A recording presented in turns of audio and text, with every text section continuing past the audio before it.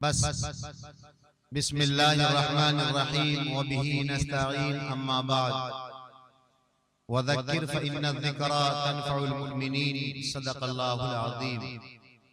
معزز سامعین کرام، آپ حضرات وہاں بھاگ گئے، آپ حضرات کو اور آگے آنا چاہیے تھا، بھاگنے کی ضرورت نہیں، آپ اپنی کرسی لے کے آگے آ جائیے، دوسروں کا خیال بعد میں کیا جائے گا، آپ پہلے آ جائیے، آپ کرسی لے کر کے آ جائیے، آپ حضرات سے کہہ رہے ہیں، آپ پیچھے مت جائیے، آپ آ جائیے۔ جو جاگا وہ پایا، جو سویا وہ کھویا، جو چلے گئے، جو آپ حضرات بیدار ہیں آپ حضرات آگے آ جائیے۔ آپ حضرات نے دوسروں کا خیال رکھا تو وہ آئے اور چلے گئے، ہنسنے ہنسانے کا ماحول نہیں ہے، بس یہ تھوڑی دیر بس سننے کا ماحول ہے۔ آپ صاحب ایمان ہیں، بس یہ پنڈال یہاں پہ کچھ کہہ رہے ہیں کیا؟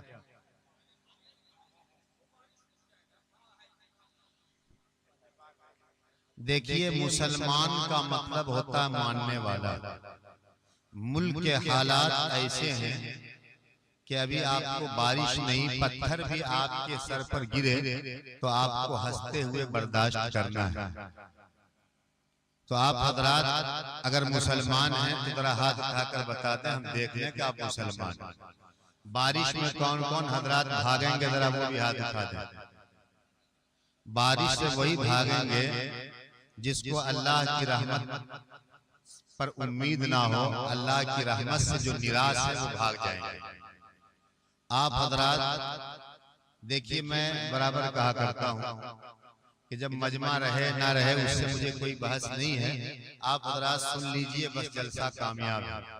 لیکن ایک بات تو کہنی چاہیے کہ عام طور پر لوگوں کا مزاج ہو گیا ہے کہ ذرا سا زیادہ شکر ڈال کر مٹھائی کھانے کا، لیکن زیادہ شکر ڈالیں گے مٹھائی میں تو پھر آپ ڈائیبٹیز کے شکار ہو جائیں گے، اور قوم کا یہی مزاج ہے۔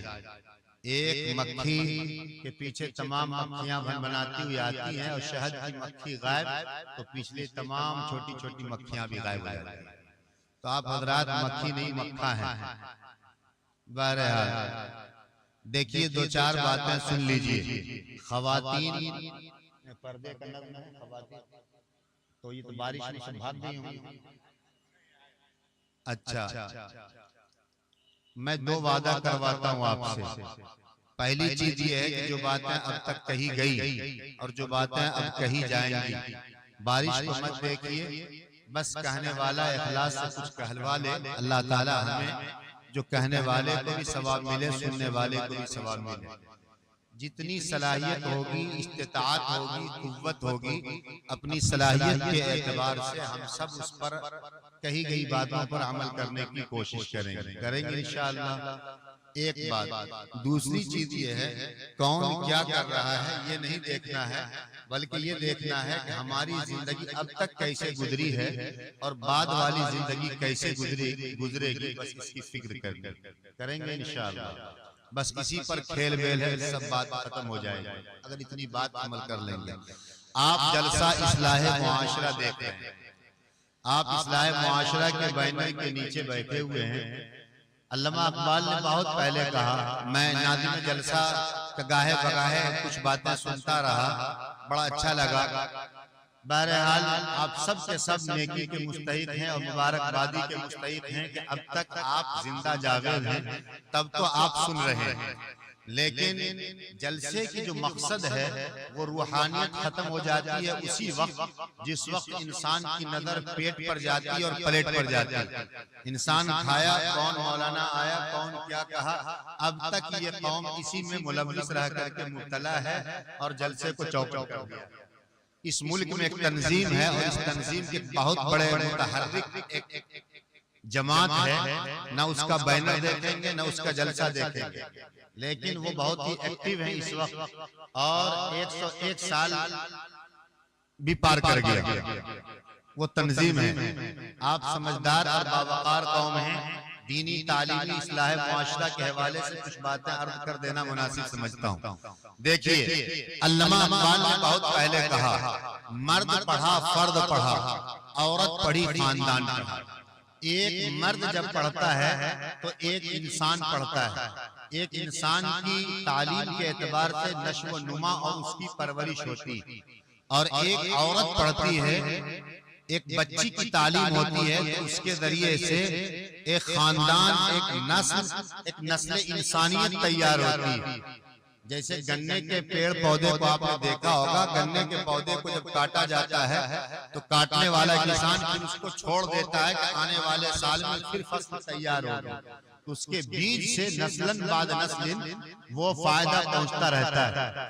یاد رکھیے جلسہ اصلاح معاشرہ کا ایک مطلب یہ بھی ہے کہ معاشرے کی اصلاح، معاشرے سماج کی اصلاح، سماج سدھار، سماج بگڑ جائے تو سماج کو صحیح راہ پر کیسے لایا جائے، بہترین سماج، بہترین معاشرہ، بہترین ماحول کیسے تیار کیا جائے۔ قرآن مجید نے اس کا طریقہ بتلایا۔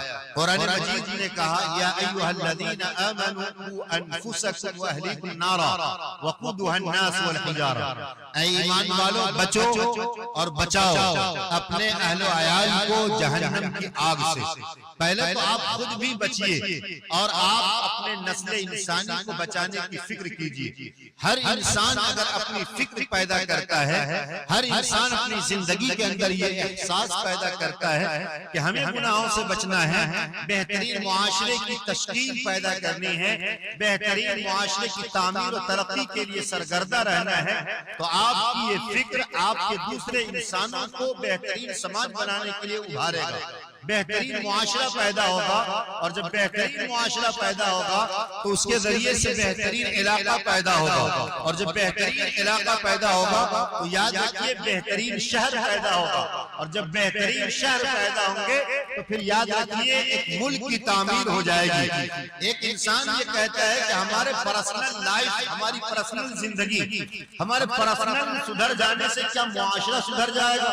کیا ہمارے اپنے اندر تبدیلی لے آنے سے کیا ہمارا پورے گھر تبدیل ہو جائے گا؟ کیا بہترین معاشرہ بن جائے گا؟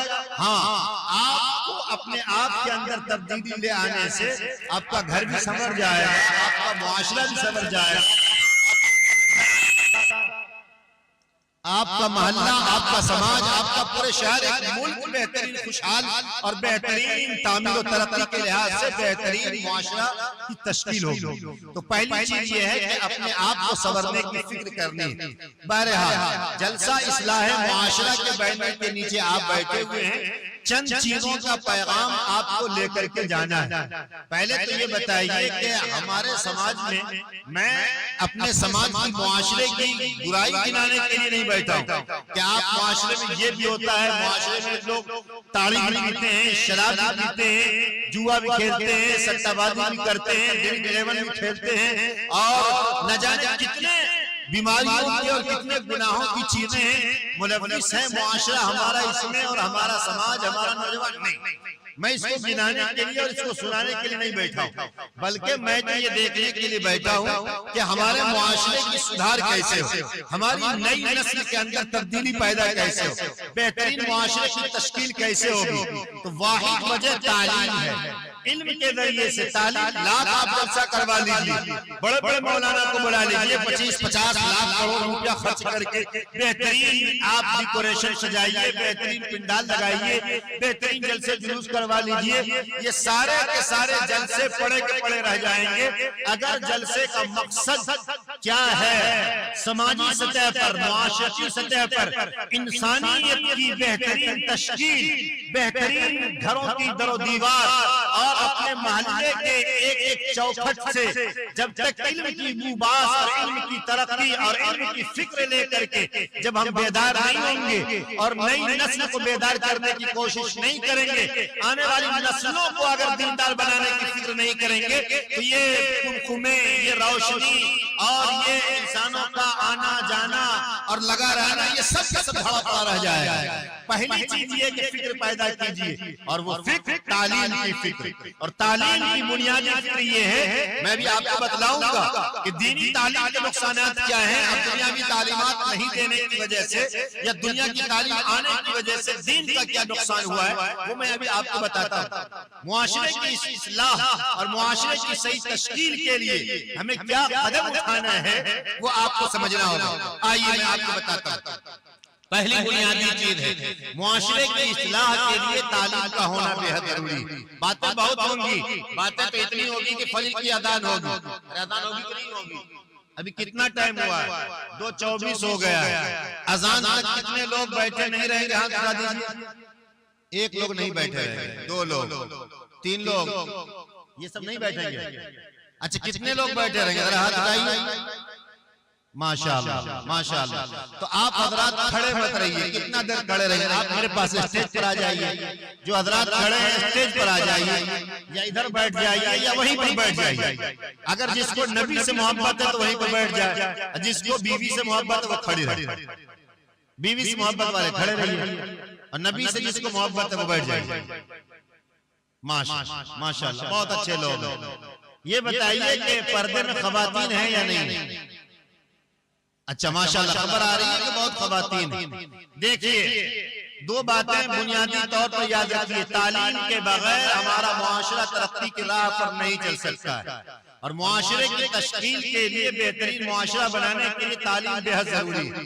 آئیے میں آپ کو بتاتا ہوں، ابھی اسکول مارننگ ہو گیا، اسکول بالکل 12 ساڑھے 12 بجے اسکول کا نظام ختم ہو جاتا ہے۔ معاشرے کی تشکیل بہترین معاشرہ کیسے بنے گا وہ سمجھیے آپ، اور آپ کتنا متحرک ہیں وہ اپنے نفس کا جائزہ لیجئے، اور پھر جو چیز خرابی ہے اس خرابی کی اچھائی کیا ہوگی میں اس کا جواب بھی آپ کو حل کروں گا۔ اس جواب کو سننے کے لیے ہمارے علماء بھی اور ہمارے ائمہ بھی، ہمارے حفاظ کرام بھی، اور مسجد کے امام صاحب بھی، قاری قرآن بھی، عالم دین بھی، ہر ایک کو فکر مند رہنا ضروری ہوگا۔ میں علماء سے ائمہ سے اس لیے زوردار انداز میں کہہ رہا ہوں کہ قربانی آپ کو زیادہ دینی ہے، اور ہر دور میں آپ ہی نے قربانی دیا ہے، آپ کو قربانی دینی ہے، لیکن جو دانشوران ہیں، جو قوم و ملت کے سرگرداں ہیں، جو آپ حضرات بیٹھے ہوئے ہیں، یہی حقیقت میں زمینی سطح پر کام کرنے والے لوگ یہی ہیں جو اب تک بیٹھے ہوئے۔ سچی بات امانتداری کی بات، گھومنا ٹہلنا، بازار کا رونق بننا اور آنا جانا یہ تو ایک فارمیلٹی ہے جو ادا کر رہے ہیں لوگ۔ حقیقت میں وہی لوگ کامیاب ہیں اور وہی لوگ معاشرے کی صحیح سمت پر لے جانے کے لیے فکر مند ہیں جو اب تک یہاں پر بیٹھے ہوئے۔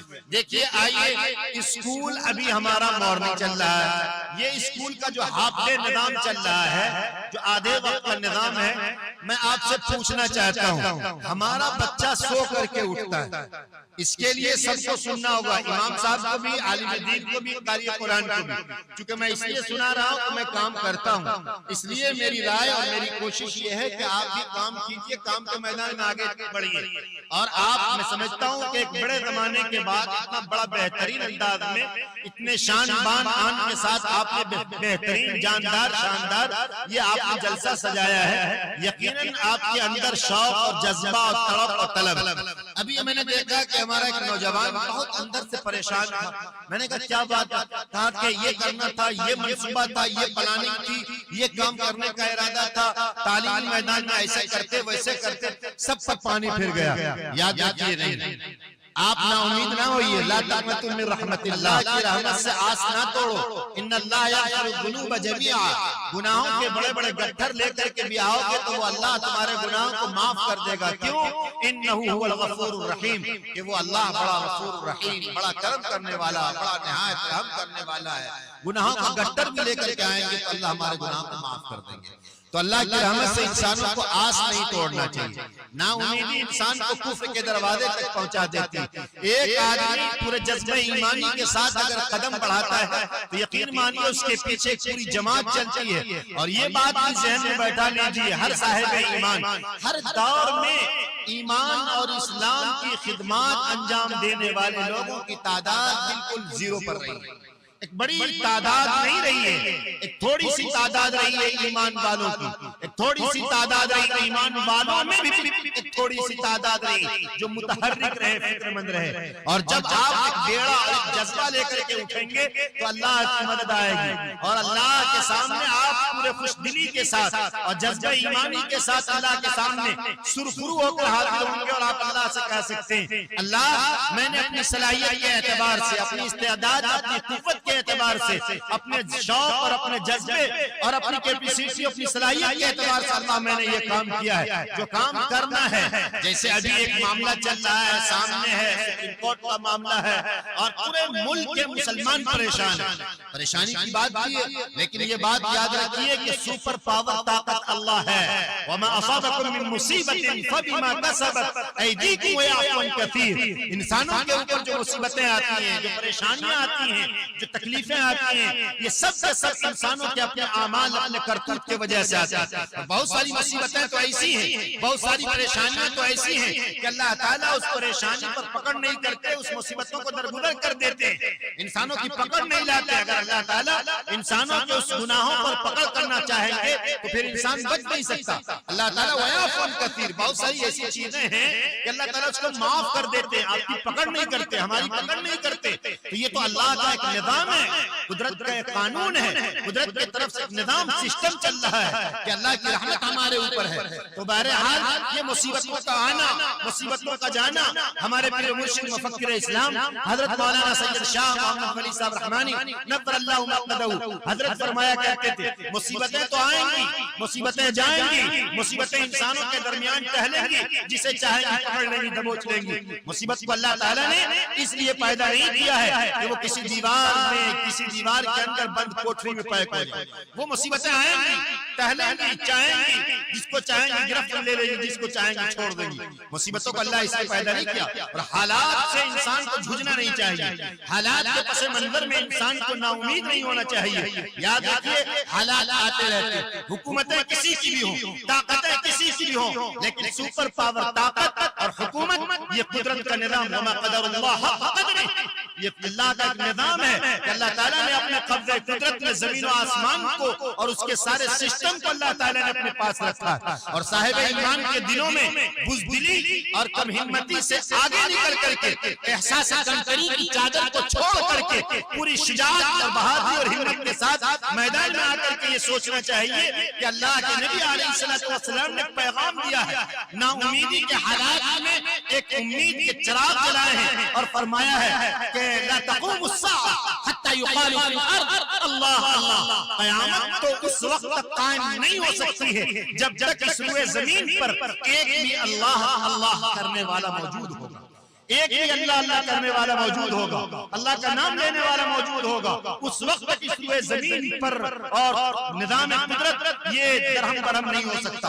تو انسانوں کا مقام، انسانوں کا مرتبہ اللہ کے نظر میں تو اتنا بڑا ہے کہ روئے زمین پر، زمین کے کسی خطے میں، کسی گوشے میں، کسی ایک کونے میں بھی صاحب ایمان اگر موجود ہوگا تو اللہ اس نظام کو درہم برہم نہیں کرے گا. اللہ تعالیٰ نے اتنا بڑا نظام پیدا کیا اور اتنا بڑا مقام پیدا کیا ہے صاحب ایمان، یعنی ہماری اور آپ کی، کہ قرآن نے اس کی بشارت دی ہے اور فرمایا وَلَقَدْ كَرَّمْنَا بَنِي آدَمَ وَحَمَلْنَاهُمْ فِي الْبَرِّ وَالْبَحْرِ وَرَزَقْنَاهُمْ مِنَ الطَّيِّبَاتِ وَفَضَّلْنَاهُمْ عَلَى كَثِيرٍ مِّمَّنْ خَلَقْنَا تَفْضِيلًا. کہ ہم نے اس خشکی میں، اس تری میں، یعنی زمین پر اور زمین کے نیچے اور زمین کے اوپر، میں نے سوکھے میں بھی اور گیلے میں بھی ہم نے ایک مخلوق پیدا کیا، اور ان تمام مخلوق میں سب سے افضل، سب سے اعلیٰ، سب سے بہترین، سب سے عمدہ، سب سے اچھا، بہترین کوالٹی کا اگر میں نے کسی کو پیدا کیا ہے تو وہ حضرت انسان کو پیدا کیا.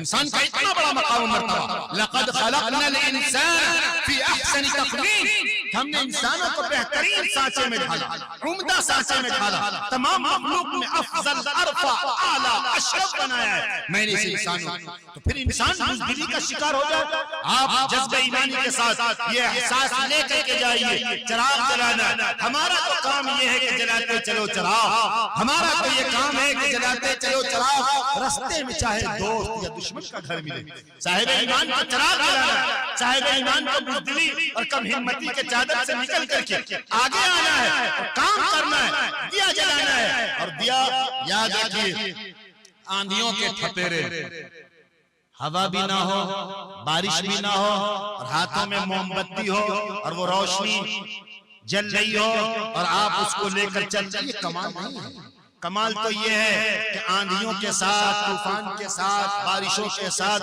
ہمارے ہاتھوں میں دیا ہو اور اس کے چراغ بالکل ٹمٹما نہیں رہا ہو بلکہ روشن ہو. کمال یہ ہے کہ وہ ٹمٹماتا ہوا چراغ میں بجھنے کے کگار پر نہیں ہے. ایسے موقع پر ہم اور آپ ابھی اس موقع پر کھڑے ہیں موجودہ حالات میں. تو ظلم کی آندھی، ظلم و ستم کی چکیاں، ظلمت کے گھٹا ٹوپ اندھیرے، ضلالت کے، کفر کے، شرک کے، بدعات کے، خرافات کے، داخلی بھی، خارجی بھی، اندرونی بھی اور باہری بھی، شریعت پر بھی، سنت پر بھی، ہماری شناخت پر بھی، ہماری پہچان پر بھی، ہمارے انداز پر بھی، ہمارے رہن سہن پر بھی، یہ سب چیز جو حملے ہوں گے. اور حالات سے جھجنا کیا، جب میدان عمل میں کود پڑے، گرتے ہیں شہ سوار ہی، میدان جنگ میں وہ طفل کیا کیے جو گھٹنے کے بل پڑے. تو یہ درمیانی اپنی باتیں کہہ دی گئی. حالات کے تھپیڑے سے ہمیں دل برداشتہ ہونے کی ضرورت نہیں ہے، میدان عمل میں آنا اور کام کرنا. بہرحال میں یہ عرض کر رہا تھا کہ اس وقت بہترین سماج کے لیے، بہترین معاشرے کے لیے تعلیم کا نسخہ اپنا لیجئے، سارا معاملہ حل ہو جائے گا. سارا معاملہ حل ہو جائے گا. وہ کیا ہے؟ آئیے بیٹھنے کے موڈ میں ہے نا آپ حضرات؟ ہاتھ اٹھا کر بتائیے کتنے لوگ سننے کے موڈ میں نہیں ہیں؟ اچھا سب لوگ، ماشاءاللہ بڑے اچھے لوگ. کتنے لوگ سنیں گے؟ ہاتھ اٹھا دیجیے تو. بڑے اچھے لوگ، ماشاءاللہ بڑے اچھے لوگ. مجھے مجمع کی کوئی فکر نہیں، آپ حضرات کامیاب ہیں. یہ بتائیے آپ کو ویشالی یا وکرم شیلہ سے آپ کو ٹکٹ دے کر دلی جانا ہو اور بالکل تتکال ٹکٹ بھی نہ مل رہا ہو اور آپ 4 بجے صبح سے ہی کھڑکی پر کاؤنٹر پر نمبر لگائے ہوئے ہوں اور 10 بجے ٹکٹ کاؤنٹر کھلتا ہے، 10 بجے 11 بجے 10 بجے. اب ایک آدمی 4 بجے صبح سے یا 3 بجے رات سے 2 بجے رات سے بالکل کھڑکی کے پاس بیٹھ کر کے بیٹھا ہوا ہے، پیشاب پاخانہ روکے ہوئے، بالکل ساری چیزیں. اب عین 10 بجے 9:50 پر وہ وہاں سے نکل جائے، یہ بتائیے کہ یہ اس کی کامیابی ہے یا ناکامی؟ بولیے. یہ اس کی ناکامی ہے. اس لیے کہ 5 منٹ کے لیے وہ برداشت نہیں کر پایا، کہیں چلا گیا، اور 1 ہی منٹ کا تو خیر بیل ہوتا ہے تتکال ٹکٹ میں. ایسا ہی ہے، 1-2 منٹ میں ٹکٹ پورے کنفرم ہو جاتا ہے، ہونا ہے کہ نہیں ہونا ہے. اب ایک آدمی مغرب کے بعد سے بیٹھا ہو، عشاء تک بیٹھا ہو، عشاء کے بعد تک بیٹھا ہو اور یہ سوچ کر کے بیٹھا ہو کہ ایک ہی چہرہ ہوگا، دیکھنا ہے، چلا جانا بس. تو یاد رکھیے وہ چہرہ دیکھنے کے لیے آیا تھا، وہ پیغام لینے کے لیے نہیں آیا. میں کھلے ہوئے انداز میں کہتا ہوں، کبھی کبھی اپنوں سے درد دل کیا کہوں، کیا ہے انسانوں کا. یاد رکھیے ایک بات اور بھی میں کہہ کر کے جاتا ہوں، اور یہ میری بات نہیں، پڑوسی ملک کے بڑے عالم علماء اسٹیج پہ بیٹھے ہوئے مفتی تقی عثمانی صاحب، بہت بڑے عالم مفتی تقی عثمانی صاحب اصلاحی خطبات میں کسی جلد میں، میرے ذہن میں نہیں ہے وہ جلد، وہ بھولا نمبر کتنا ہے، اصلاحی خطبات کے کسی کتاب کسی جلد میں حضرت نے لکھا کہ اگر کوئی آدمی ڈاکٹر نہیں ہے اور اپنے نام کے ساتھ ڈاکٹر لگاتا ہے وہ گنہگار ہوگا. ہے نا؟ کہیں علماء سے پوچھیں گے آپ، اصلاحی خطبات ہر امام صاحب کی کوٹلی میں مل جائے گا. اگر کہیں پر کوئی آدمی سید نہیں سید لگاتا ہے، کوئی آدمی ہاشمی نہیں ہاشمی لگاتا ہے، وہ انسان اللہ کی نظر میں مجرم ہے.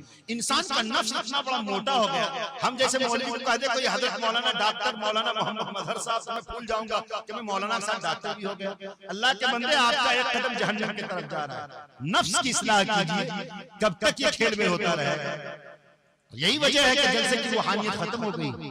مجھے کسی پر تنقید کرنے کی ضرورت نہیں، میں اپنوں سب سے پہلے درد دل میں اپنوں سے کہنا چاہتا ہوں. حدیث میں ہے نا کہ اگر آپ گناہ دیکھ رہے ہیں تو گناہ کو لگام لگائیے، پکڑیے ہاتھ سے اس کو کہ بیٹا یہ ڈی جے بجانا گناہ ہے. منہ سے نہیں کہنا، اس کو ہاتھ سے روکنا ہے کہ یہ گناہ ہے. اور اگر آپ ہاتھ سے نہیں روک سکتے ہیں تو زبان سے کہیں کہ بیٹا یہ گناہ کی چیز ہے، یہ بری چیز ہے، اور اگر اس کے کہنے کی صلاحیت نہیں ہے کہ اگر ہم کہتے ہیں کہ بیٹا یہ گناہ کا کام کر رہا، کہیں اٹھا کر بجاڑ نہ دے، پٹک نہ دے، تو کم سے کم دل کے اندر برا مانے۔ صحابہ نے پوچھا قیل من یا رسول اللہ صلی اللہ علیہ وسلم، اللہ کے نبی یہ تو بتا دیجئے کہ دل میں برا مان لیں گے تو اس کا فائدہ کیا ہوگا، اس کی بینیفٹ کیا ہے، کیا فائدے ہوں گے صرف دل میں برا مان لیں گے؟ اللہ کے نبی علیہ السلام نے فرمایا، حدیث ہے آگے کہ اس کے سب سے بڑے فائدے یہ ہیں کہ وہ گناہ کی نحوست تمہارے جسم سے ٹچ نہیں کرے گی۔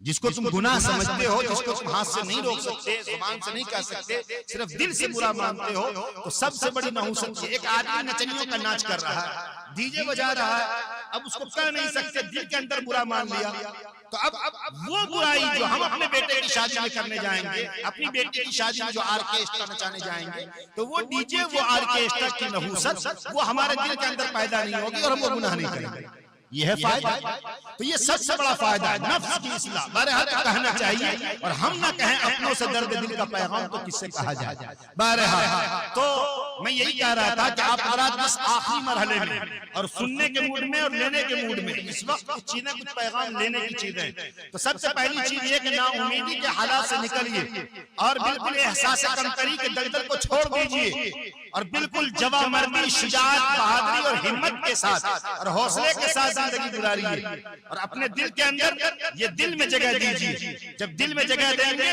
تو دنیا کی تمام طاقتیں کمزور پڑ جائیں گی کہ ہمارے ساتھ اللہ ہے۔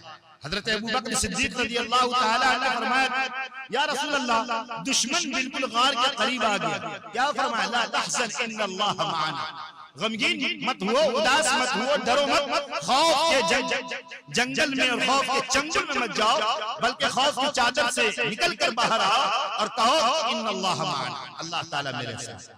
تو انسانوں کو یہ احساس پیدا ہونا ہے، اور جب یہ اللہ میرے ساتھ ہے، ایک جملہ یاد رکھیے گا، بس آپ کے صحیح سننے کی وجہ سے میرے دل میں یہ بات آ گئی کہ اللہ میرے ساتھ ہے، یہ احساس ہر چیز میں کام آئے گا۔ اللہ میرے ساتھ ہے، اللہ میرے، ایک انسان کاروبار کر رہا ہے، دھوکہ نہیں کرے گا، ناپ تول میں کمی نہیں کرے گا، اللہ میرے ساتھ ہے۔ ایک انسان جنگلوں میں بھی رہے گا اور وہاں بھی گھبراہٹ محسوس ہوگی، نیت باندھے گا، نماز پڑھے گا، اللہ میرے ساتھ ہے۔ ایک انسان ایک مزدور ہے، امانتداری کے ساتھ کام کرے گا، اللہ میرے ساتھ ہے۔ ایک مستری کام کرنے والا، اینٹ جوڑنے والا یہ سمجھے گا ان اللہ معنا، اللہ میرے ساتھ ہے، اللہ مجھے دیکھ رہا ہے، اللہ کی نظر ہے میرے ساتھ۔ اب انسان غلط نہیں کرے گا کہ جب اللہ میرے ساتھ ہے، اللہ کی رحمت میرے ساتھ ہے، اللہ کی مدد میرے ساتھ ہے، تو ہم غلط کیوں کریں؟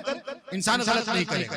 بہرحال آئیے ان تمام چیزوں سے آگے بڑھتے ہوئے مختلف چیزوں پر اصلاح معاشرہ کا پروگرام تو ایسا ہے کہ عشاء کے بعد بیٹھایا جائے، 4 گھنٹہ بولنے کے بعد بھی یہ پروگرام مکمل نہیں ہوتا، لیکن بہرحال آخری وقت میں بیٹھا ہوں، اور وہ بھی تاریخ بدلنے کے بعد۔ آج تو 30 تاریخ ہے، اب مجھے 29 تاریخ ہے، 28 کی تاریخ کی خبر ملی میں آ گیا، مجھے تو خبر ملی 19 کا، 19 کے بعد پھر 27 کا، پھر 28 کا، پتا چلا کہ ملک کے پردھان منتری کا بھی وقت لینا ہے، وہ آگے پیچھے کر رہے ہیں۔ بہرحال چلو بھائی، جب پردھان منتری ہو تو ان کی رعایت ان کے پیچھے پیچھے۔ میں نے صاحب جلسہ سے جملہ یاد رکھیے، میں نے بردستہ کہہ دیا کہ بھائی جس تاریخ میں بھی جلسہ ہو آپ 1 ہفتہ بعد کروا لیجیے، پانی آ گیا، بارش ہو گئی، یہ ہو گیا، وہ ہو گیا، تو میں نے کہا کوئی بات نہیں ہے، پانی آ گیا تو ٹھیک ہے، چلیے، لیکن جب بھی مجھے موقع ملے گا میں آ جاؤں گا۔ انہوں نے تو 4 دن بعد کہا فلاں تاریخ میں آ گیا، پھر فوراً کہتے ہیں فلاں تاریخ میں نے کہا چلیے پہلی بات ہے کہ آپ استقامت کے ساتھ ہمت جاتے، لیکن میں ہر ایک کو کہنا چاہتا ہوں، مولویوں سے بھی، اپنے آپ سے بھی، اور پھر آپ سے، سب سے پہلے میں اپنے آپ سے کہتا ہوں، اگر دکھاوا اور ریاکاری مقصد ہے تو پھر آپ کا جلسہ ناکام، آپ کا جلسہ ناکام، لیکن اگر آپ اللہ کے لیے کام کر رہے ہیں تو آپ کا جلسہ کامیاب ہے، چاہے وہ 5 کروڑ مجمع آدمی ہو یا نہ ہو، 5 آدمی بھی ہے، اگر آپ کے دلوں میں شوق، جذبہ، اخلاص و صلاحیت کے ساتھ ہے تو آپ کا جلسہ کامیاب۔ مدرسے والے بھی مدرسہ چلاتے، بہت سارے محترم حضرات ہوں گے، ناظم ہوں گے، حضرت مولانا منت اللہ ندوی صاحب بیٹھے ہوئے، وہ جانتے ہیں میں مدرسہ خود بچیوں کا چلاتا ہوں، لیکن یاد رکھیے اگر اخلاص نہیں ہوگا مجھ جیسے کمترین انسانوں کے اندر بھی، تو اللہ پھر اپنا کام لینا بند کر دے گا، اور اللہ تعالیٰ کسی کا محتاج نہیں ہے، آپ کام نہیں کریں گے دوسرے پیدا ہو جائیں گے۔ بہرحال اب دیکھیے اسکول مارننگ ہے، یہیں سے بات چلی تھی، ارے بات یہیں سے چلی تھی. اب دیکھیے کچھ کام کرنا ہے آپ کو. اب ہمارا بچہ سو کر کے اٹھتا ہے, اس کو اسکول جانا, وہ اسکول چلا جاتا ہے. اسکول جانے کے بعد میری تقریر کوئی ہوائی نہیں ہوتی ہے, زمینی سطح کی بات ہو رہی ہے, اس کو سمجھیے اور کیا کرنا ہے آپ کو یہ بھی سمجھیے.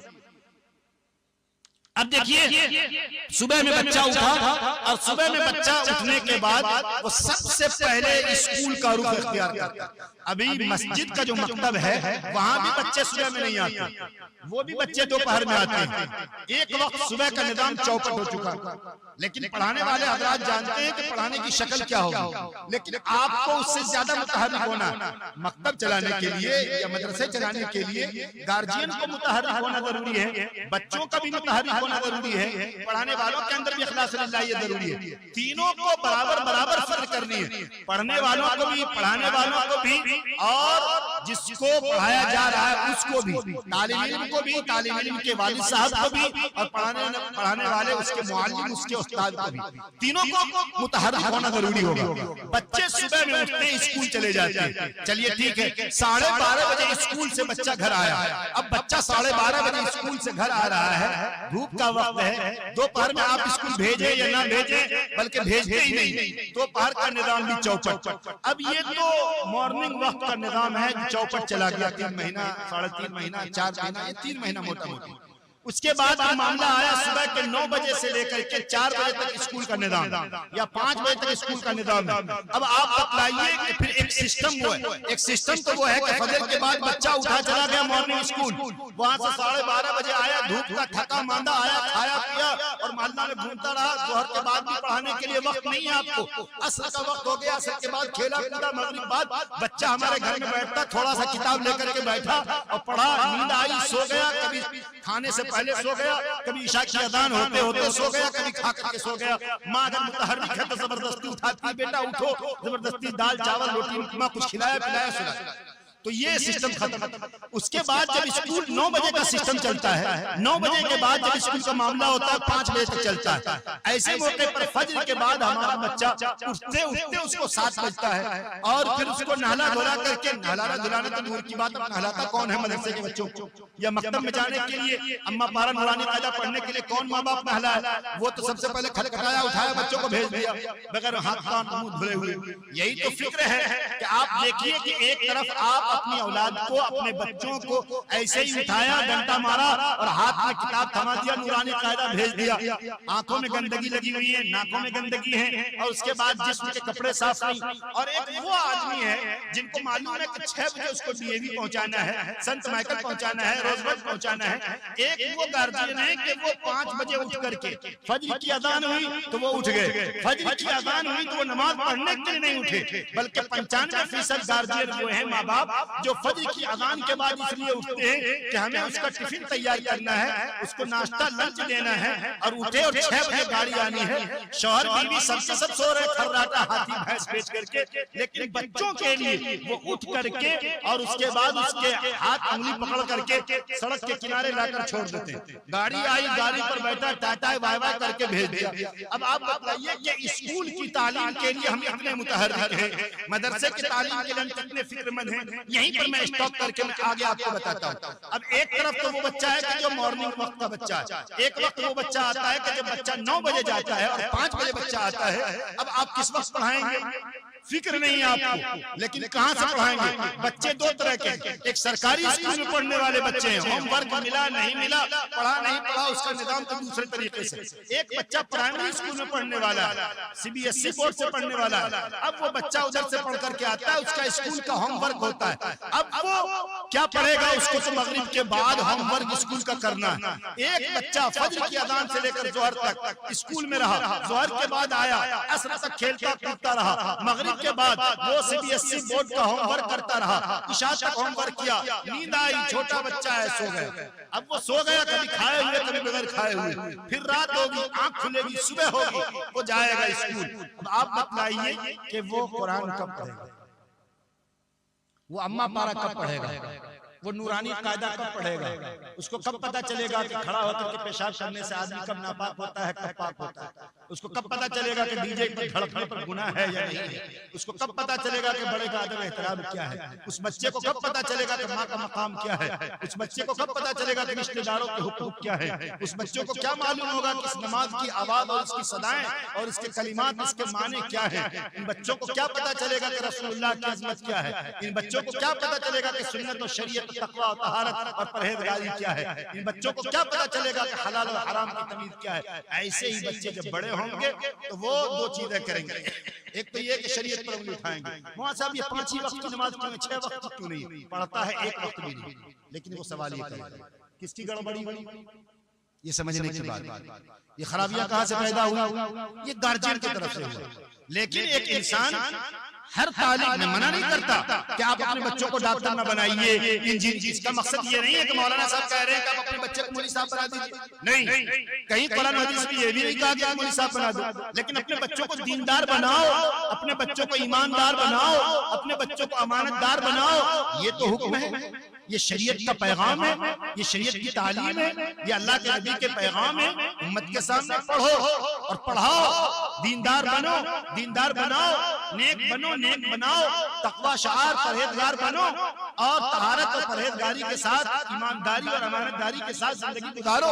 یہ تعلیم نہیں ہے رسول اللہ صلی اللہ علیہ وسلم نے۔ تو آپ اپنی اولاد کو کب بتائیں گے کہ یہ چیز گناہ ہے؟ جب ہمارے بچے صبح میں اٹھنے کے بعد اس کو اسکول کا نظارہ دیکھے گا، مکتب میں قدم نہیں رکھے گا، مسجد کی چہار دیواری پر نہیں جائے گا، اور ظلم بالائے ستم ظلم یہ ہے کہ ایسے وقت میں اگر ہم نے سرکاری اسکول میں پڑھانے والے ہوں یا پرائیویٹ اسکول میں پڑھانے والے ہوں، اگر ہم نے اپنے بچوں کو 7 بجے اگر مدرسہ بھیجا تو پوچھئے اس امام صاحب سے، مولانا صاحب اس کو 7:30 بجے چھوڑ دیجئے گا، اس کی گاڑی آتی ہے 8 بجے۔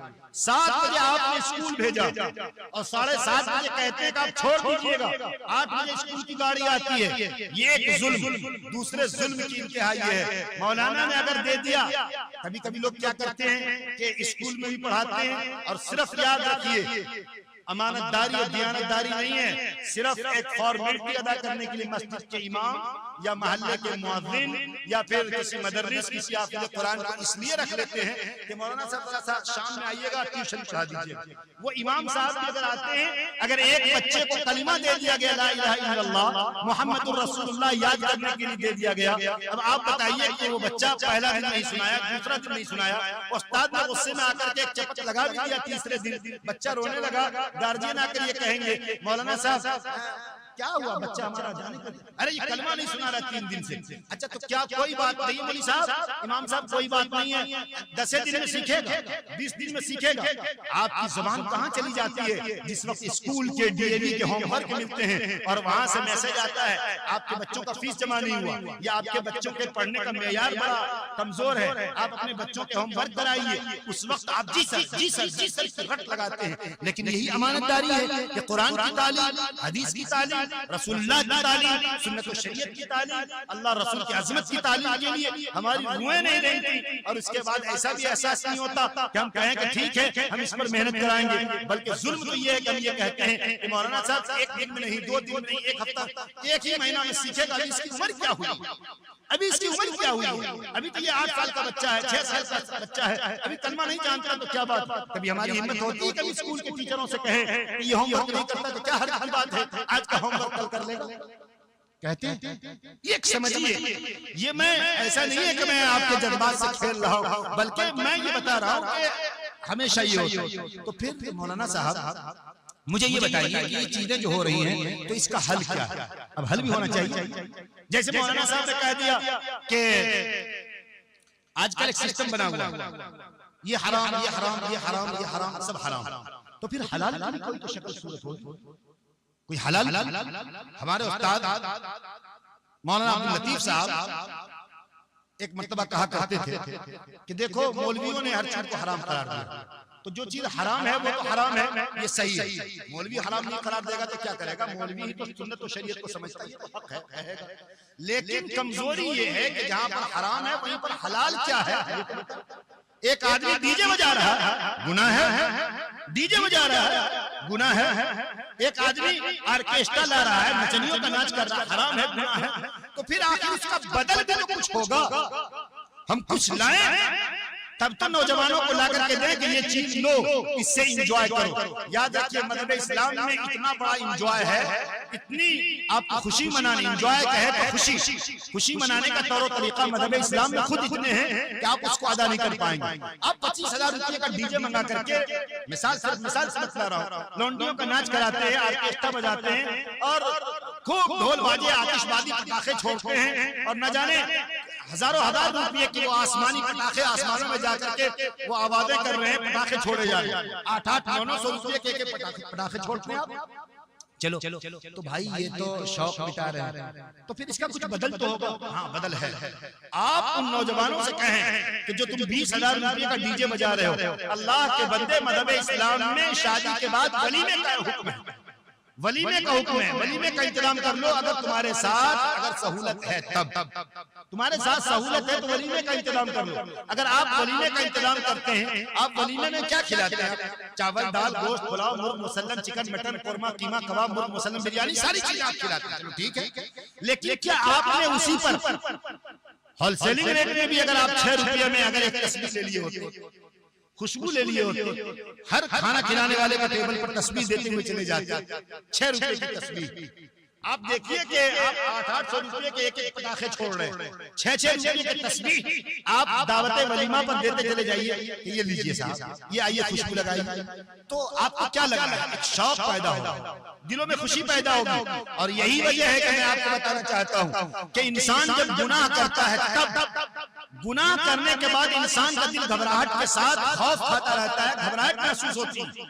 لیکن جب انسان ایک ہاتھ سے کٹا ہوا آدمی، ایک پاؤں سے کٹا ہوا آدمی، ایک لاچار نابینا آدمی، مجبور اور معذور آدمی، اس کو اگر آپ نے 5 روپیہ دے دیا اور کسی ڈی جے والے کی محفل میں جا کر کے 1000 روپیہ خرچ کر کے آتش بازی کیا، اس کو آپ آپس میں ملائیے، دونوں میں آپ اس کو معاوضہ جو ہے دونوں کا معائنہ کروائیے، آپس میں دونوں کو دیکھیے، تو پھر آپ کو پتا چلے گا کہ وہ کام جو آپ نے کیا ہے اور یہ کام جو آپ نے کیا ہے، 5 روپیہ خرچ کرنے کے بعد جو آپ کو خوشی مل رہی ہے، خدا پاک کی قسم کو 50,000 روپیہ فضول میں گناہوں میں خرچ کرنے کے بعد بھی سکون نہیں ملے گا۔ یہ اور آسان طریقہ بزرگوں نے لکھا، حکیم اختر صاحب بہت بڑے اللہ والے، انہوں نے فرمایا کہ بڑا آسان طریقہ اپنے نفس کو تولنے کا، جب نفس گھبرائے، نفس کے اندر گھبراہٹ محسوس ہو، تو سمجھ جاؤ کہ تم نے اپنی زندگی سے کوئی گناہ کیا، اپنی زندگی کے اعمال سے کوئی گناہ کی ہو، اور جب نفس مطمئن ہو جائے تو سمجھ جاؤ کہ تمہارا دل، تمہارے اعمال، تمہارے حرکات اللہ کے دربار میں قبول۔ 5 روپیہ آپ خرچ کر رہے ہیں اللہ کے لیے، یقین مانیے آپ کا دل مطمئن ہے۔ ایسے ہی ہزاروں روپیہ آپ خرچ کرتے ہیں شادی بیاہ کے موقع پر، اگر ہم نے سنت و شریعت کو فروغ دیا، چلو نیکی کا کوئی چیز دے دیا، لوگ تسبیح پڑھتے رہیں گے، عطر میں نے بانٹ دیا، عطر لگاتے رہیں گے، میں نے مصلی بانٹ دیا، میں نے ایسے موقع پر 10 فقیر کو بلا لیا، اس کو کھلا دیا، لیکن یہ سب کام کرنے کی توفیق تو ہے نہیں۔ ایسے موقع پر لوکل قرب و جوار کے کسی مدرسے کے بچوں کو میں نے چن لیا، گود لے لیا، مدرسے کے بچوں کو وہاں جا کر میں نے اس کے اساتذہ سے پوچھ لیا، معلم سے پوچھ لیا، امام صاحب سے پوچھ لیا، امام صاحب آپ کی مسجد میں، آپ کے مدرسے میں کتنے بچے ہیں؟ اتنے بچے، اس میں غریب بچہ کتنا، اتنا کھانے میں کتنا خرچ ہوتا ہے، اتنا خرچ ہوتا ہے، چلیے ایک بچے کا خرچہ کتنا لگتا ہے، ایک مہینے کا اگر لگتا ہے 1000 روپیہ، تو چلیے 12 مہینے میں 10 مہینے پڑھائی ہوتی ہے، 10,000 روپیہ سالانہ میرے طرف سے۔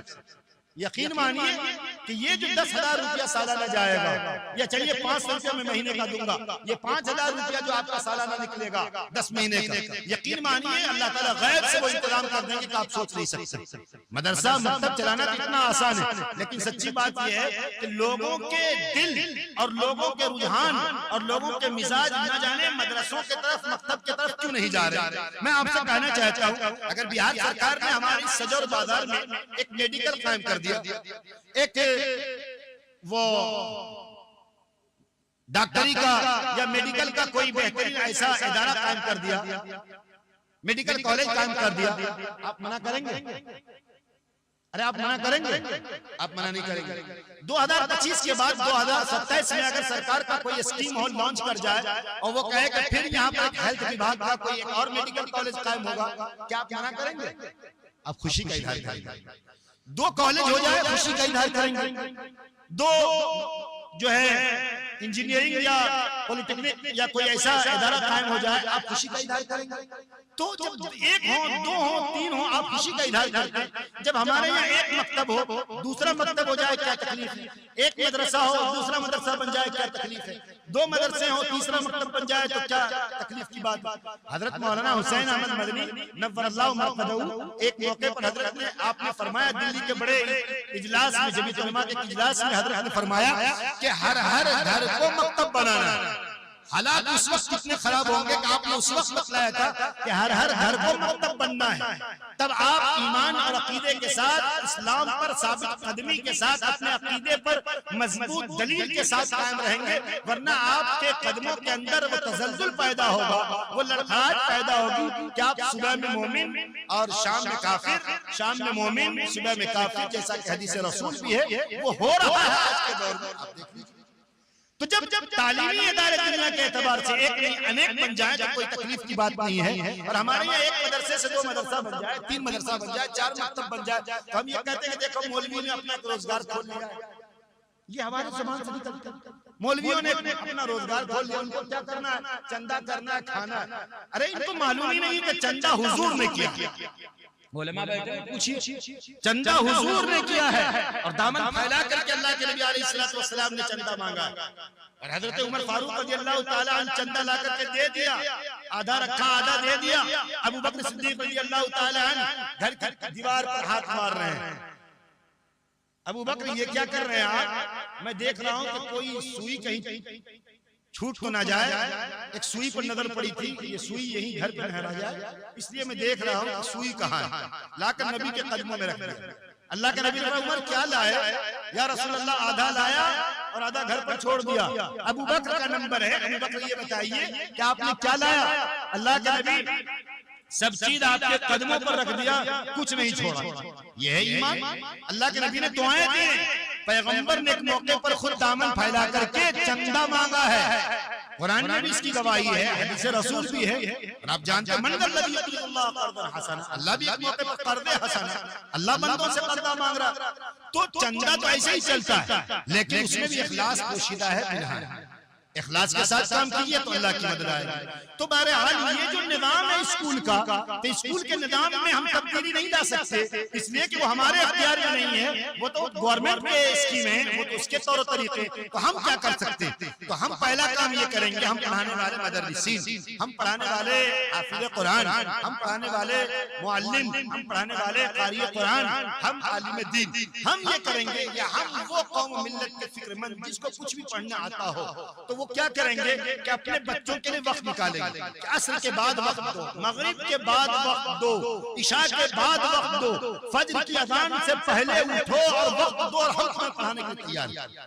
یہ تو پڑھانے والا تیار ہوگا، پڑھنے والے کے لیے اس کے پڑھانے والے یعنی اس کے استاد، یہ اس کے گارجین کو متحرک ہونے کی ضرورت ہے، ان کو بیدار کرنے کی ضرورت ہے۔ وہ لائیں گے اپنے بچوں کو بیدار کریں گے، اس میں کوئی کمپرمائز نہیں کہ بچہ ہے، چھوٹا بچہ ہے، سو رہا ہے، نیند میں ہے، اونگ رہا ہے، مولوی صاحب چلیے 7 بجے سے پڑھائیں گے، نہیں۔ آپ بتائیے کہ اگر آپ کے گھر میں آگ لگ جائے، آپ کے گھر میں آگ لگ جائے تو کیا آپ اپنے بچے کو 5 بجے صبح میں یا 4 بجے صبح میں فجر کی اذان کے وقت اگر آپ کے گھر میں آگ لگ جائے اپنے بچوں کو سوتا ہوا چھوڑ دیں گے؟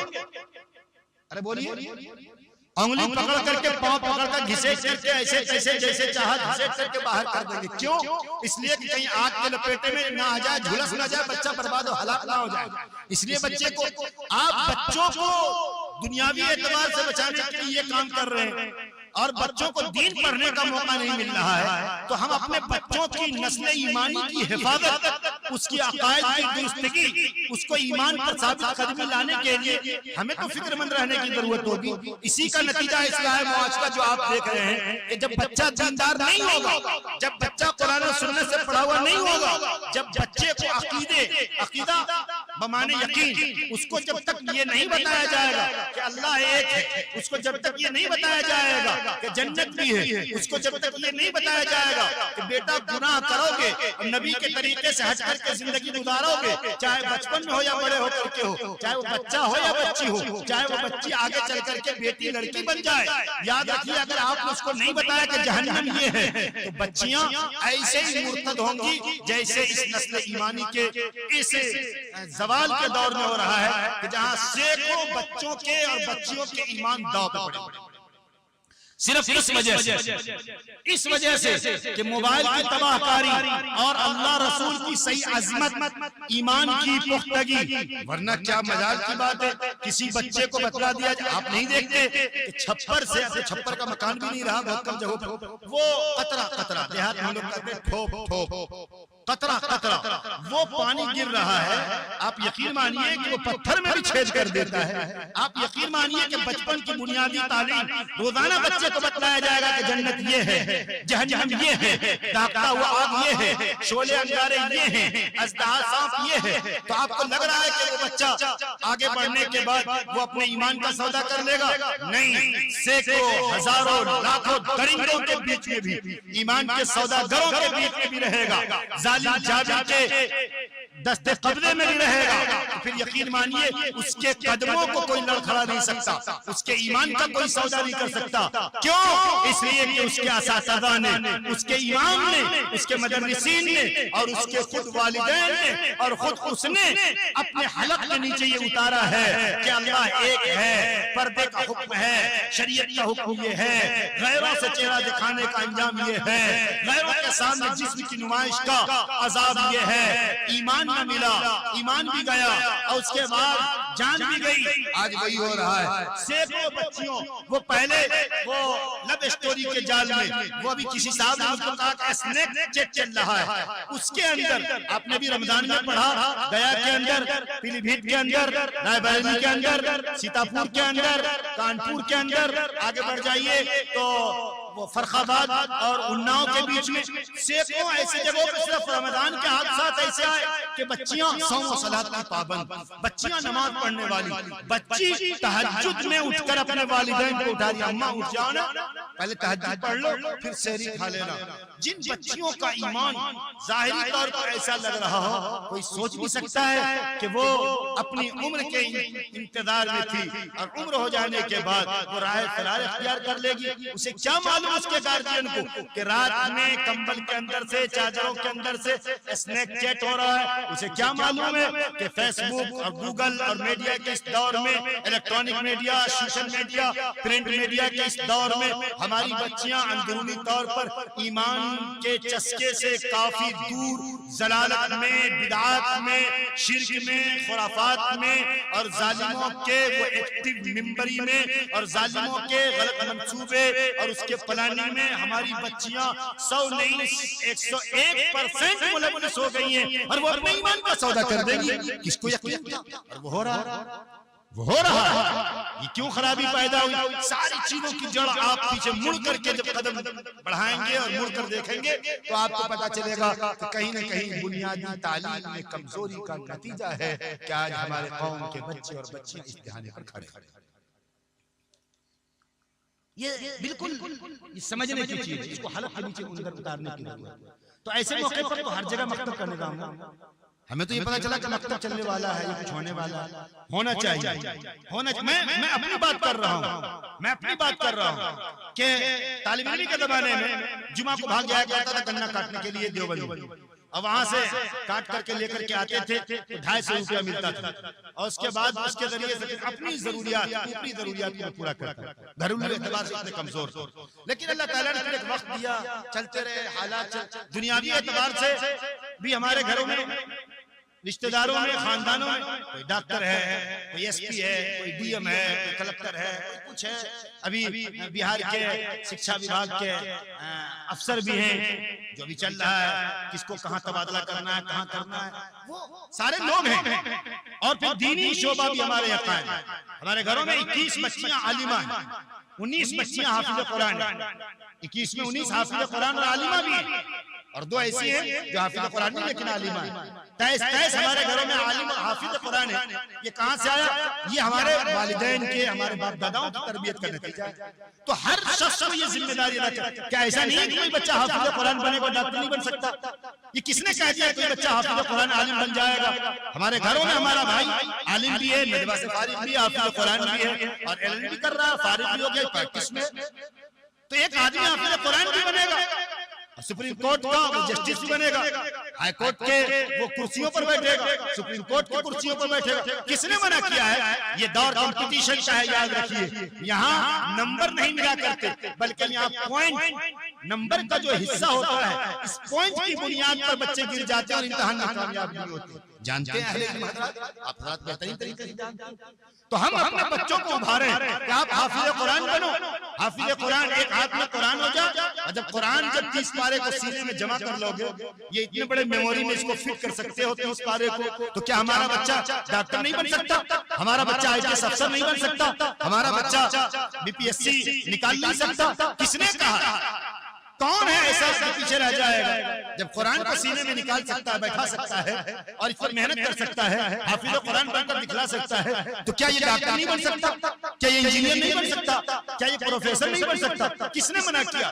حضرت مولانا ولی صاحب رحمانی رحمۃ اللہ علیہ آپ کہا کرتے تھے شوق سے آپ اپنے بچوں کو ڈاکٹر بنائیے، انجینئر بنائیے، پروفیسر بنائیے، اعلیٰ سے اعلیٰ تعلیم سے اپنی نسلوں کو آراستہ کیجیے، لیکن بنیادی تعلیم اتنی اپنی اولاد کو آپ دے دیجئے کہ آپ کی نسل، آپ کی اولاد حلال و حرام کی تمیز اور فرق پیدا کر سکے. آپ شوق سے تعلیم کیجیے. تو بہرحال تعلیم کے معیار میں جب آپ قدم رکھیں گے تو پھر ایک بہترین سسٹم، ایک بہترین نظام بنے گا، ایک بہترین ماحول بنے گا. 1 گھنٹہ ہو گیا مجھے پتا بھی نہیں چلا.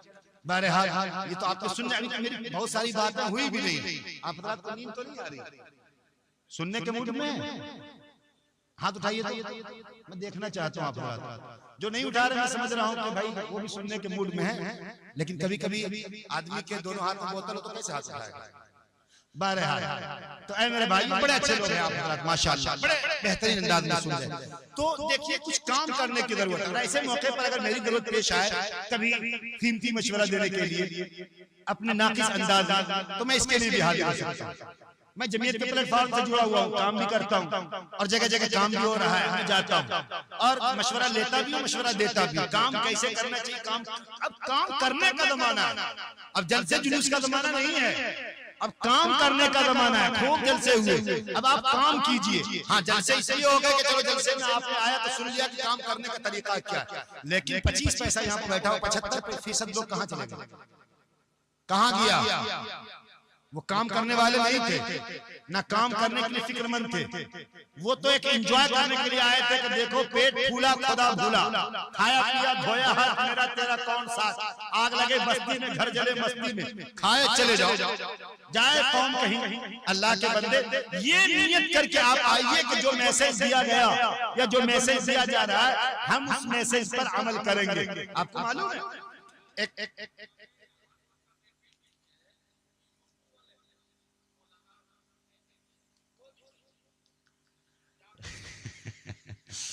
دیکھیے بہرحال میں سمجھ گیا جو چیز آپ کہہ رہے ہیں وہ میں سمجھ گیا. اسی وقت جب میں آیا تو دیکھا وہیں سے بازار لگا ہوا، میں سمجھ گیا اسی وقت. میں آپ ہی حضرات کے درمیان رہتا ہوں، میں تو ایسے لوگوں کے بیچ رہتا ہوں جو ہم سے لوگ کہتے ہیں مولانا صاحب آپ کی کوئی تقریر ہے؟ کیوں بھائی؟ تو یہاں نوجوان سب بیٹھا ہوا ہے. میں یہاں کی بات نہیں کر رہا ہوں، یہاں کی بات بھی ہے بھی نہیں. ہم سے لوگ کہتے ہیں مولانا صاحب میں جلسے میں آپ کا ٹائم لینا چاہتا ہوں، ذرا سر وہ آپ کی کوئی تقریر ہے؟ میں نے کہا اللہ کے بندے میرے کوئی تقریر تو نہیں ہے، کوئی بھولے بھٹکے سے کوئی نکال لیتا ہے. تو کبھی میں نے کوشش بھی کیا کہ یوٹیوب وغیرہ کی تقریر ہو، میرے پاس وقت ہی نہیں. میں مدرسہ پڑھنے پڑھانے والا آدمی، میرے پاس وقت ہی نہیں ملتا.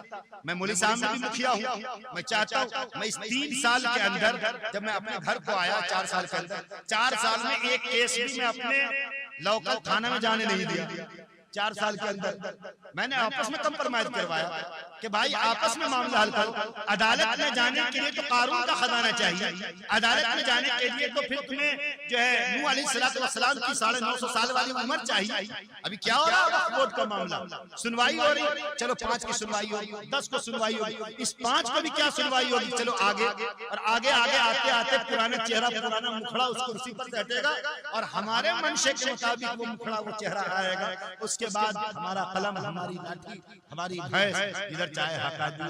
یہ تو ظلم کی چکی کا معاملہ چلتا ہے. بہرحال تو یہ ایسے ہوتے ہیں, صاحب کہہ رہے تھے بہرحال تو یہ ایک نظام ہے. لیکن نہیں, آپ یہ دیکھیے کہ زمینی سطح پر کام کرنے کا طریقہ کیا ہوگا, کیسے ہم اپنے بچوں کو نسل ایمانی کی حفاظت کی فکر کریں گے. آپ کو معلوم ہے مولانا ذوالفقار نقشبندی دامت برکاتہ پڑوسی ملک کے عالم, بڑے عالم, حضرت کہتے ہیں کہ میں ایک مرتبہ باہر گیا, باہر ملکوں میں جانا ہوں. وہاں جب گیا تو ایک نوجوان آیا اور دھارے مار مار کر رونے لگا, دھارے مار مار کر رونے لگا. میں نے کہا کہ بیٹا کیا بات ہے؟ کہا کہ حضرت آپ ہمارے ملک کے ہیں, میں بھی اسی ملک کا رہنے والا ہوں, لیکن میرے والد صاحب دادا وغیرہ کسی زمانے میں یہاں آئے, یہیں کے باشندے ہو گئے. مجھے پتا چلا کہ آپ تشریف لائیں, آپ کا آنا مبارک. میں رو اس لیے رہا ہوں کہ میرے والد کا جنازہ, میرے والد کا جنازہ ہے. آپ ہمارے ملک سے تعلق رکھتے ہیں, بڑے عالم ہیں آپ, حضرت آپ آئے ہیں, آپ میرے ابا کا جنازہ پڑھا. کہا ٹھیک. حضرت نے اس جوان بیٹے کے کہنے پر اپنے باپ کا جنازہ پڑھا دیا. بس اب بات ختم ہونے جا رہی ہے. جنازہ پڑھانے کے بعد لوگوں نے کھاٹ اٹھایا, تابوت اٹھایا, وہ نوجوان حضرت سے ملا اور خوب زور زور سے دھارا مار مار کر رونے لگا. حضرت تسلی دی, چلو بیٹا ابا ہیں, ارے ماں باپ بہت بڑی نعمت ہے, عظیم دولت ہے. ابھی کسی صاحب کی نیند تو آتی نہیں ہے, نئی جگہ پر نیند تو آتی نہیں ہے. میں سن رہا تھا ماں کے اوپر کوئی شاعر نعت پڑھ رہے تھے, 20-20 منٹ تک نعت پڑھتے رہے. میں نے سمجھا کہ کوئی شاعر ہوں گے. پتہ چلا کہ بیچ میں تقریر بھی ہو رہی تھی, معلوم کون مقرر تھا میں نہیں کہہ سکتا, لیکن بہرحال وہ ماں پر نظم وغیرہ چلتا رہا. خیر تو یاد آ گیا کہ ماں ایک بہت بڑی عظیم نعمت, انہوں نے اپنے شاعر میں کہہ رہے تھے کہ ایک عظیم نعمت ماں ہے, ایسی ملنے کو دولت نہیں ہے. کیا اس طریقے کا کوئی جملہ تھا جو وہ پڑھ رہے تھے. بہرحال تو حضرت نے فرمایا کہ یقیناً باپ ایک بہت بڑی عظیم نعمت ہے. تمہارے ابا دنیا سے چلے گئے, بیٹا ایک مصیبت کے پہاڑ ٹوٹے ہیں, رنج و غم ہے, صدمہ ہے, پریشانی ہے, غم ہے, چلو بیٹا خاموش. وہ تھوڑی دیر کے لیے ہمت باندھا, پھر حضرت سے کہتا, حضرت میں اس لیے نہیں رو رہا ہوں کہ میرے ابا کا انتقال ہو گیا. اب حضرت تھوڑی دیر کے لیے آپ کے جسم پر سناٹا طاری ہو گیا کہ آخر باپ کے جنازے پر یہ کہہ رہا ہے کہ حضرت میں اس لیے نہیں رو رہا ہوں کہ میرے ابا کا جنازہ ہے, تو پھر آخر کیا ہے؟ اور دھارا مار مار کر روتا ہے. کہا کہ حضرت میں اس لیے رو رہا ہوں. اچھا ماشاءاللہ. حضرت نے فرمایا, نوجوان نے کہا حضرت میں اس لیے نہیں رو رہا ہوں کہ ابا کا جنازہ ہے, نہیں, بلکہ میں اس لیے رو رہا ہوں کہ امریکہ جیسے اس شہر میں ہمارے والد کی بہترین زمین, جائیداد, پراپرٹی, گاڑی, گھوڑا, مکان, نوکر, چاکر, خادم, غلام, ساری چیزیں موجود ہیں, کام کرنے والے سارے افراد موجود ہیں. ہمارے والد نے مجھے کھلایا پلایا, ایئر کنڈیشن مکان میں رکھا, ہمارے لیے چڑھنے کے لیے بہترین گاڑی, میرے پاس نوکر, خادم, کام کرنے والے, مزدور, ساری چیزیں. زندگی میں کبھی میں نے مصیبت نام کی کوئی چیز دیکھی نہیں. ہمارے والد نے مجھے اعلیٰ ایجوکیشن, ہائی ایجوکیشن, تعلیم کا بہترین بندوبست انتظام کیا, اور امریکہ جیسے شہر میں بہترین ڈپارٹمنٹ میں ہماری نوکریاں ہیں, میں اس میں سروس کر رہا ہوں, میرے پاس ساری چیزیں.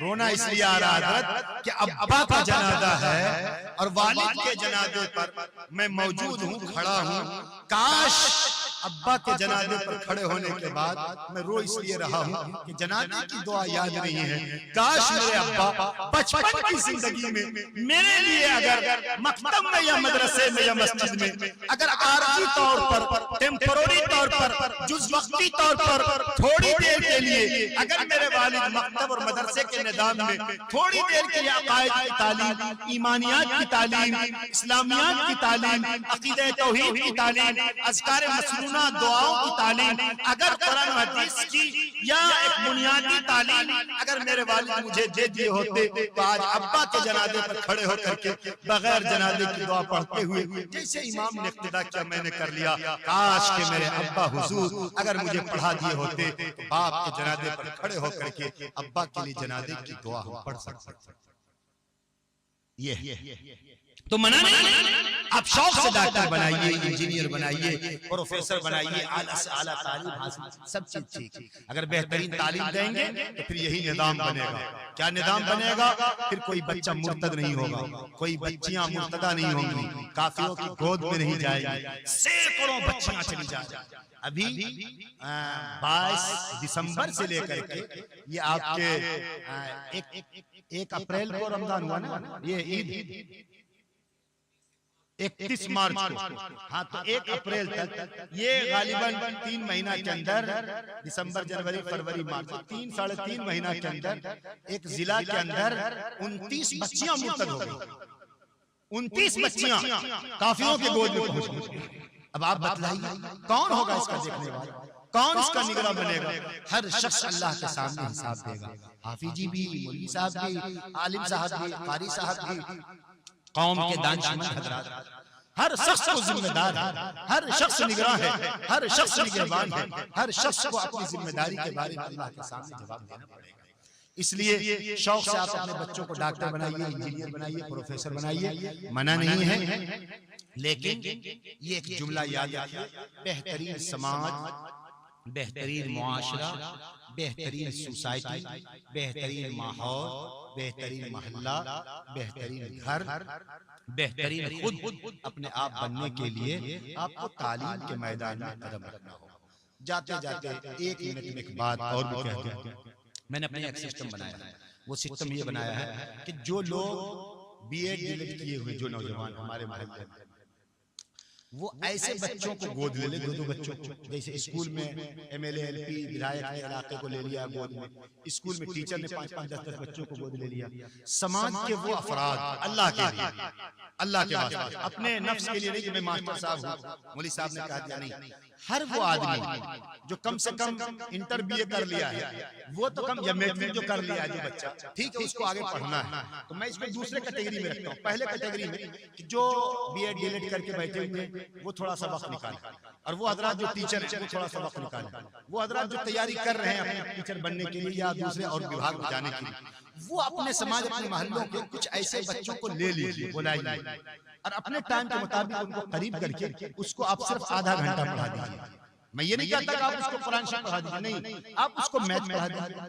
آپ جو میتھمیٹکس، فزکس، بایولوجی، جو جس شعبے میں، جو جس سبجیکٹ میں ماہر ہیں، وہ آدمی اسی اعتبار سے اپنے بچوں کو تیار کرے تو یقین مانیے کہ ایک اچھا میسج جائے گا.